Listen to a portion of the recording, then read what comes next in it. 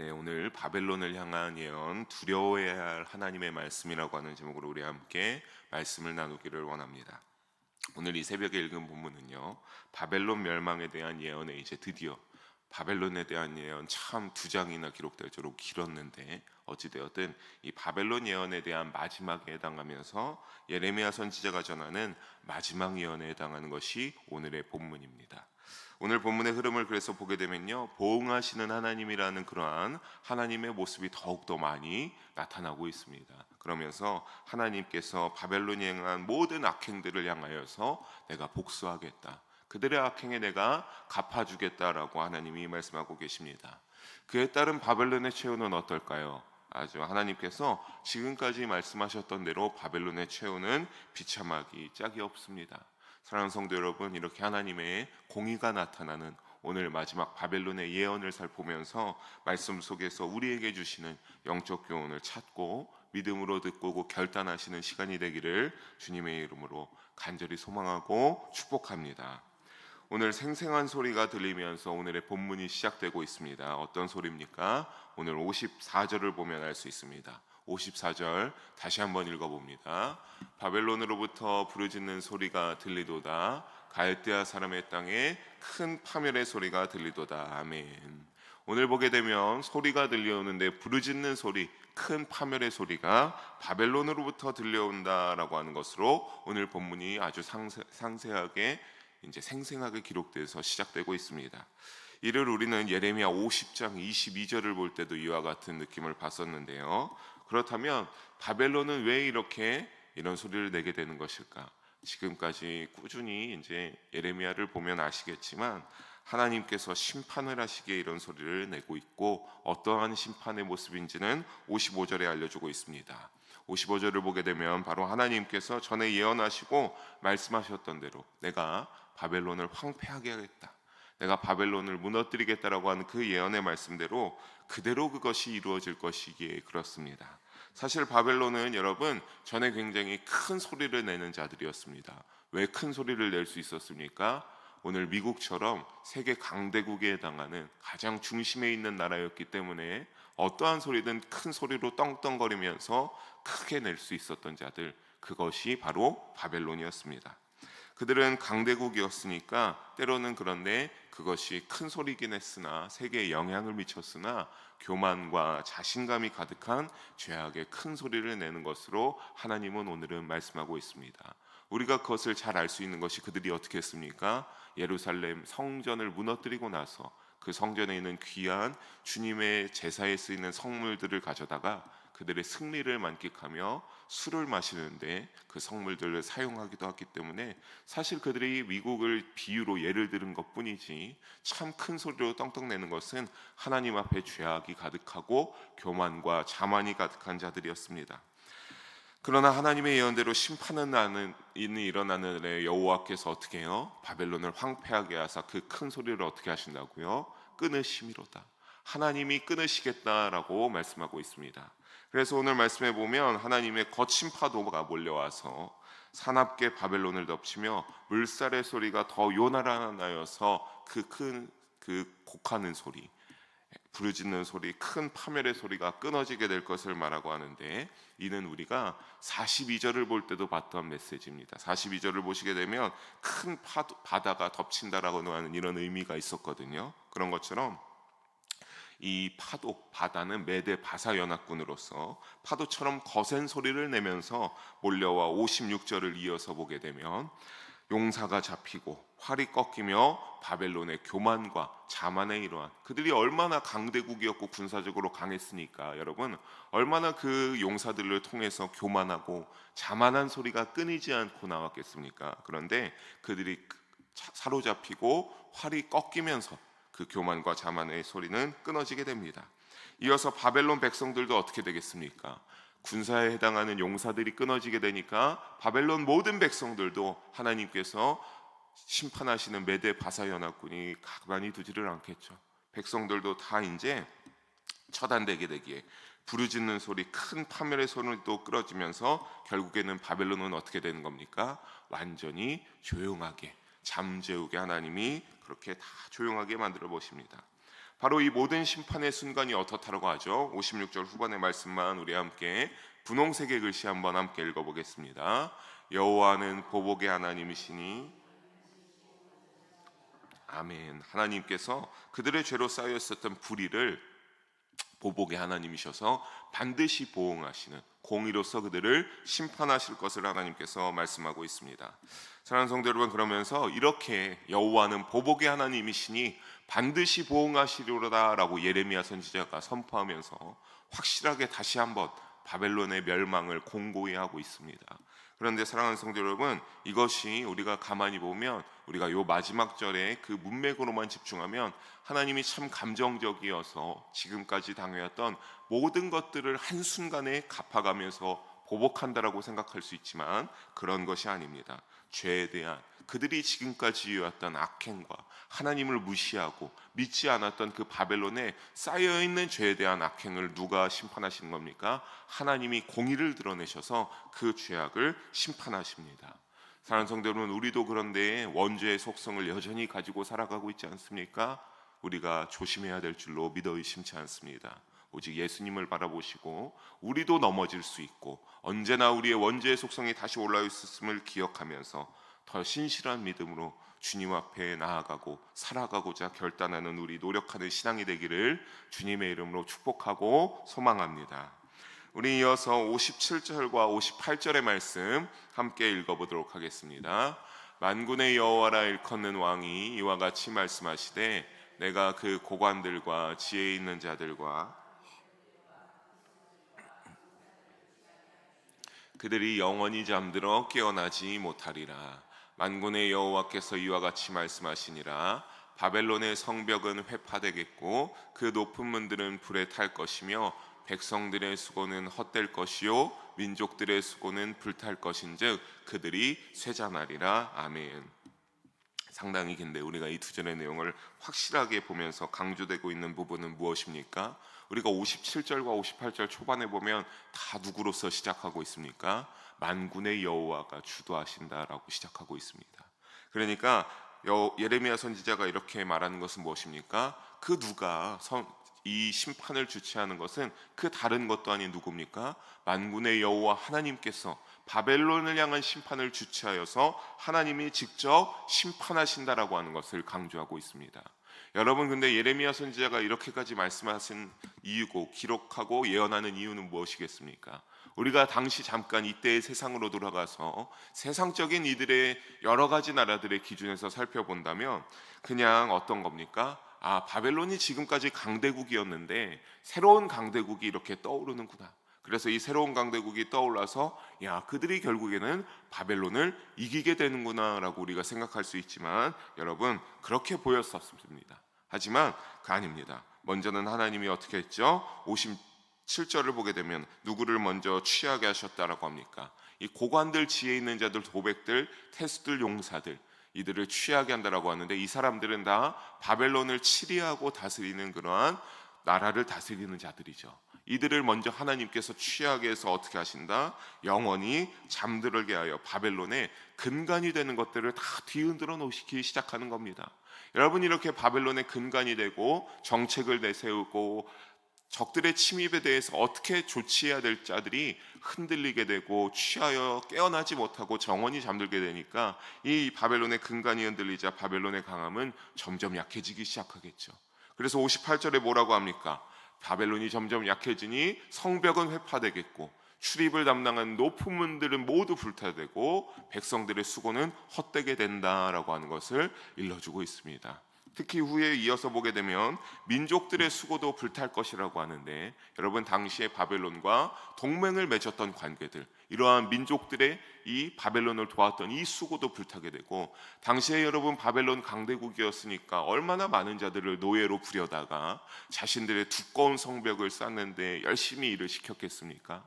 그런데 이러한 모든 것들이 다 불타서 소용없어진다. 그리고 결국엔 어떻게 된다? 그들이 쇠잔하리라. 그들이 약해질 것이라고 하나님께서는 예레미야 선지자를 통해 가감없이 예언을 선포하고 하나님의 말씀을 예레미야 선지자는 말하고 있습니다.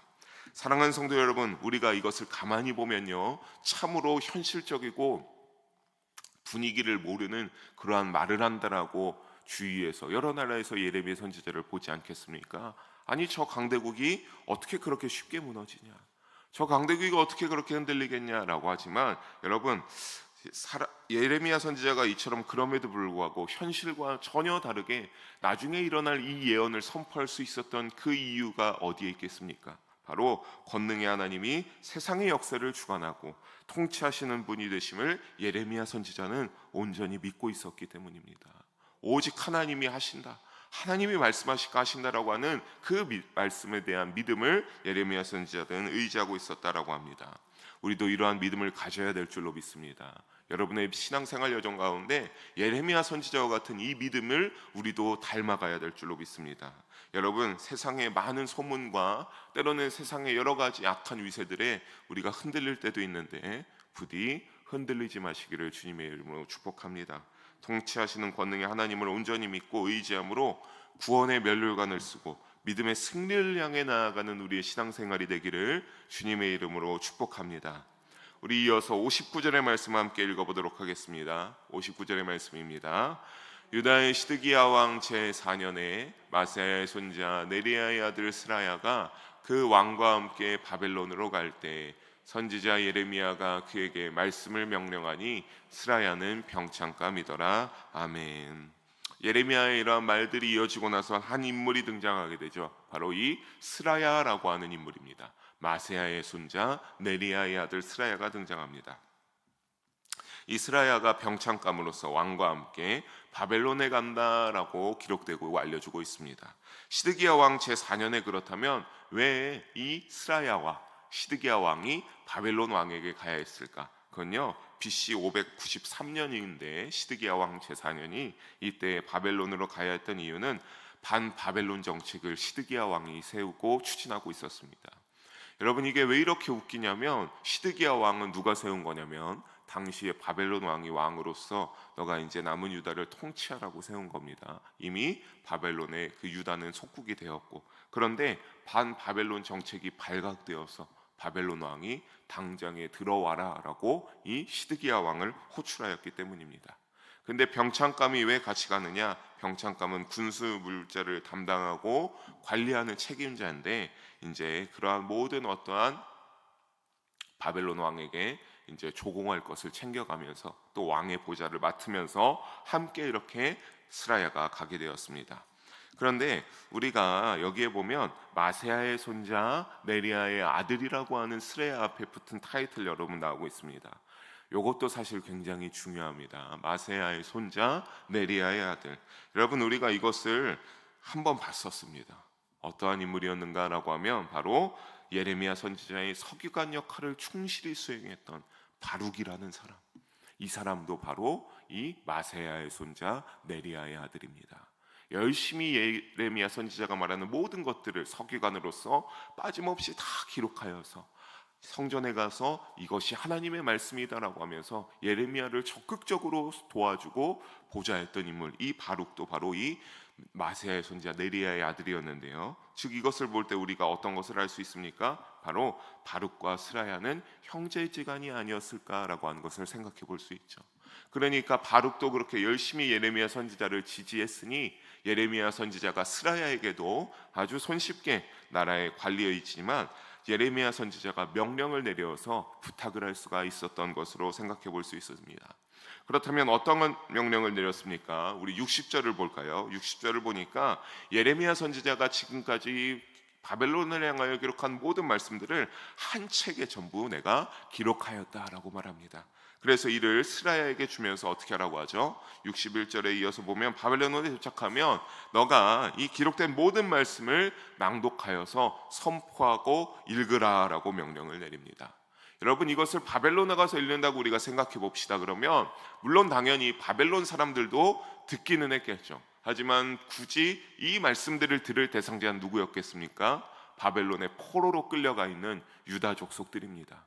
유다 족속들에게 가서, 유다 족속 이스라엘 백성들에게 가서 이 말씀, 모든 말씀들을 가감이 없이 전하고 선포하라라고 예레미야 선지자가 이스라엘에게 말합니다. 그래서 그 내용이 어떤 것인가 보면 62절에 나와 있죠. 이 62절의 내용을 결국엔 보게 되면 뭡니까? 앞서 말했던 모든 예언의 내용들이 여기에 함축되어 있는 거죠. 표시된 데만 보게 되면 이 땅을 멸하여 사람이나 짐승이 거기에 살지 못하게 하고 영원한 폐허가 되게 하겠다라고 하는 그 바벨론의 모든 심판의 예언들을 예스라야에게 예레미야 선지자가 가서 다 빠짐없이 읽어라라고 말하고 있습니다. 즉 어떤 겁니까? 이제 바벨론이 멸망할 것을 알려주고 있습니다. 다만 우리가 생각해 보십시오. 포로에게 가서 이것을 읽어주니까 포로들이 들을 때는 어떻겠습니까? 아, 드디어 하나님이 말씀하신 회복의 때가 도래했구나라고 하는 것을 알게 되는 겁니다. 그래서 그렇게 구원하신다는 소망의 언약을, 바벨론의 예언과 함께 스라야가 소망의 언약을 전하겠죠. 왜냐하면 우리가 앞서 나오는 긴 바벨론에 대한 예언 중에 하나님께서 그때 바벨론을 치는 그때가 70년이 포로가 끝나는 시점이어서 내가 너희를 구원할 터이니 너희가 어떻게 하라고 했죠? 뒤도 돌아보지 말고 바벨론에서 나와라. 안 그러면 너희가 같이 심판을 맞이어 거기서 멸망할 것이다라고 했기 때문에 그것이 이제 이루어지는구나라고 그렇게 다 이스라엘 백성들이 알아듣게 되었을 겁니다. 이렇게 모든 말씀들을 다 전한 후에 예레미야 선지자가 스라야에게 이 책은 어떻게 하라고 합니까? 우리 63절과 64절의 두 절의 말씀, 마지막 두 절의 말씀 함께 읽어보도록 하겠습니다. 너는 이 책을 읽기를 다한 후에 책을 돌에 매어 유브라데 강 속에 던지며 이같이 몰락하여 다시 일어서지 못하리니 그들이 피폐하리라 하니라. 예레미야의 말이 이에 끝나니라. 아멘. 그 책을 낭독한 후에 어떻게 하라고요? 63절에 책에 돌을 열심히 매달아서 유브라데 강 속에 던지라고 하나님이 말씀하십니다. 여러분, 우리가 이 행동을 생각해 보면 얼마나 많은 사람들이 다 모든 말씀을 듣고 백성들이 보고 있는 가운데서 스라야가 그 책에 열심히 돌을 묶어서 그들이 모으는 데에서 유브라데 강 속에 이 책을 던져서 책은 어떻게 되겠습니까? 무거운 돌이 묶여 있으니까 저 바닥에 가라앉아서 다시는 떠오를 일이 없겠죠. 이것은요 상징적 행동입니다. 무거운 돌을 매달아 가라앉은 책이 다시 떠오르지 못하듯이 여호와 하나님의 심판을 맞은 바벨론이 어떻게 한다? 다시는 떠오르지 못한다. 이제 떠오르지 못할 것이다 라고 하는 상징적 행동을 의미하면서 망할 것을 의미합니다. 이 상징적 행동 후에 스라야는 바벨론이 여호와 하나님이 행하는 재난의 심판으로 64절에 어떻게 해요? 몰락하고 멸망하여 피폐하여 다시는 일어서지 못할 것을 선포하라고 명령합니다. 이렇게 하고 나서 어떻게 된 겁니까? 여기까지 하고 나서 예레미야 선지자의 모든 예언이 끝마쳐지게 됩니다. 우리도 신앙의 여정이 끝날 때까지 여러분 예레미야 말이 이에 끝나니라. 여러분의 신앙생활이 잘 그렇게 믿음 가운데서 끝났다라고 하는 이 결말을, 이 주님의 귀한 결말을 올려드릴 수 있는 충성된 믿음의 사람이 될 수 있도록 여러분 우리가 더욱더 여러분 다양하게 맡겨진 자신의 사명에 끝까지 충성하시기를 주님의 이름으로 권면하고 축복합니다. 말씀을 맺겠습니다. 사랑하는 성도 여러분, 예레미야의 바벨론을 향한 예언을 듣고 유다 족속들은 어땠을까요? 굉장히 적잖이 놀랐을 겁니다. 왜냐하면 이 바벨론 예레미야 선지자의 예언을 유다에 향한 예언을 할 때부터 쭉 들을 때마다 이 모든 유다 족속들이 뭐라고 했습니까? 왜냐하면 예레미야 선지자가 유다에게 바벨론의 포로로 끌려가는 것이 하나님의 말씀에 순종하는 것이다, 하나님의 뜻이 그러하다라고 끊임없이 말했기 때문에 친 바벨론파라고 예레미야를 여겼는데 웬걸 난데없이 이제 와서 바벨론의 멸망을 예언하고 너희가 이제 회복될 것이라고 하니까 얼마나 그들이 당황하고 적잖이 놀랐겠습니까? 그렇게 보이는 것조차 사람의 시선으로는 그러니까 그럴 수 있습니다.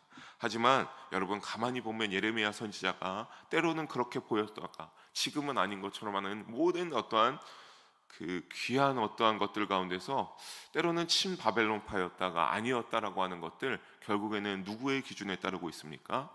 하나님을 믿는 믿음을 최우선으로 여기면서 그 믿음으로 혹시라도 내가 하나님의 명령을 어기거나 하나님의 뜻에 반하여 내가 하나님의 원하는 것을 따르지 못할까 실수할까 참 두려워한 그 선지자로서의 믿음이 있었기 때문에 그와 그가 예레미야 선지자가 이와 같은 모습과 믿음의 행동을 보일 수 있었습니다.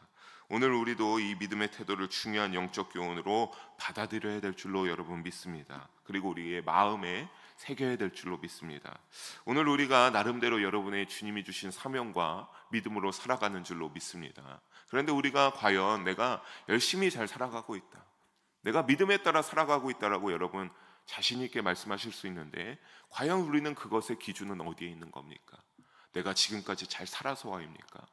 내가 지금까지 주일날 열심히 교회 신앙생활하며 잘 참석하였기 때문입니까? 그런 것들은 가만히 생각해 보면요, 철저하게 내 기준에서 내가 생각하기에 결정된 것이죠.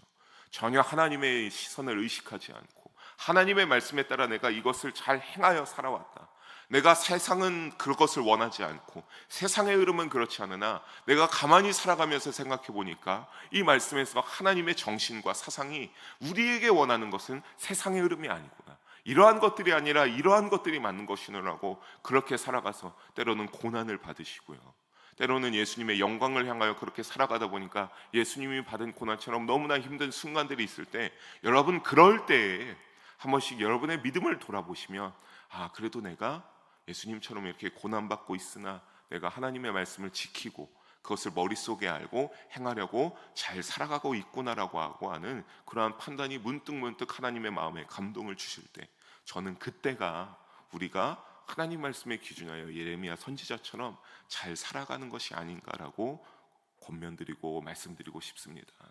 여러분, 세상 가운데 우리가 두려워하는 하나님을 믿음으로 살아가면서 그 말씀을 받아들일 때요, 세상이 아니라고 하고 세상의 흐름이 더욱더 세게 나아가고 흘러가고 있지만, 우리는 하나님의 정신과 사상에 입각하여 그와 다른 하나님의 진실만이 반대일지라도 하나님의 진실이라면 그것만을 말하게 됩니다. 사랑하는 성도 여러분, 세상 가운데 하나님의 기준으로 남들과 다른 빛과 소금된 올바른 방향으로 나아가며 살아가는 우리가 되기를 소망합니다. 그렇게 살아가셔서 오직 하나님의 시선을 의식하기 바라고, 보혜사 성령을 의지하는 믿음이 되시기 바라고, 그러한 것을 통하여서 예레미야 선지자처럼 참된 믿음을 소유하고 살아가는 우리 모두가 되기를 주님의 이름으로 간절히 소망하며 축원합니다. 기도하시겠습니다.